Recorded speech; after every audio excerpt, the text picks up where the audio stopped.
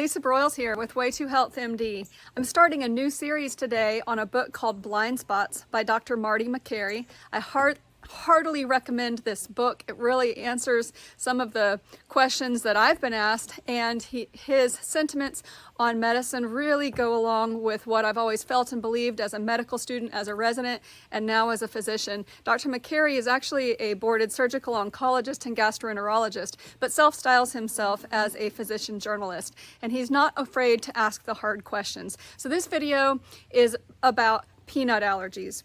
Back in 2000, the American Academy of Pediatrics came out with a statement that said that children between the ages of 0 to 3 should not be exposed to peanuts.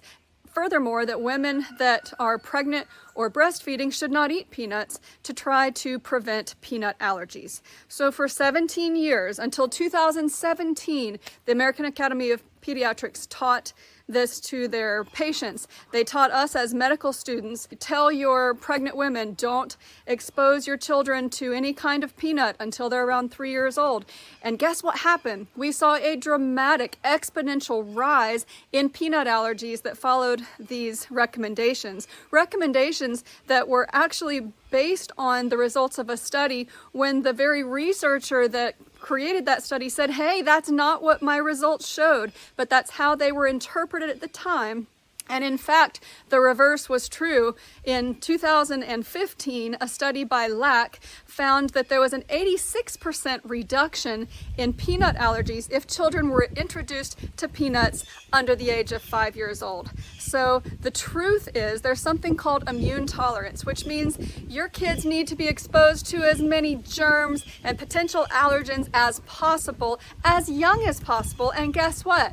It'll make them have less allergies. We've seen an exponential rise in asthma and eczema with the creation of antibacterial soaps. We're keeping our kids too clean. I live on a farm. My kids have been running around barefoot. The moment they come home from school, those shoes go flying. They're climbing trees. They're running through pastures with pigs and horses and goats barefoot.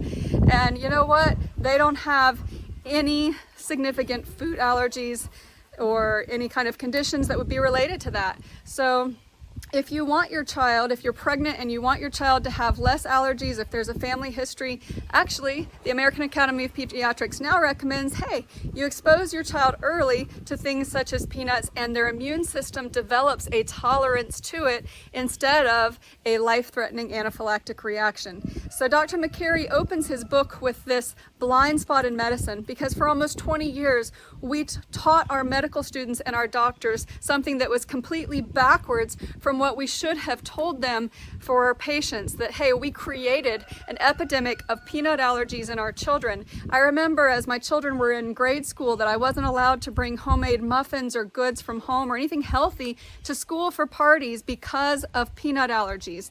Children were not allowed to bring peanut butter sandwiches because someone else might smell it and thereby have an allergic reaction. The problem is we created this through a bad research and assumptions that should have had better research. And it's sad that even in 2015, when the new evidence came out clearly that exposure to peanuts actually reduces peanut allergies, it still took the American Academy of Pediatrics 2 years to reverse their official statement. So this is why I'm in functional medicine, because I want to know the truth. I want applied biochemistry. I want to know what the most recent research is and apply that to my patients. Thank you.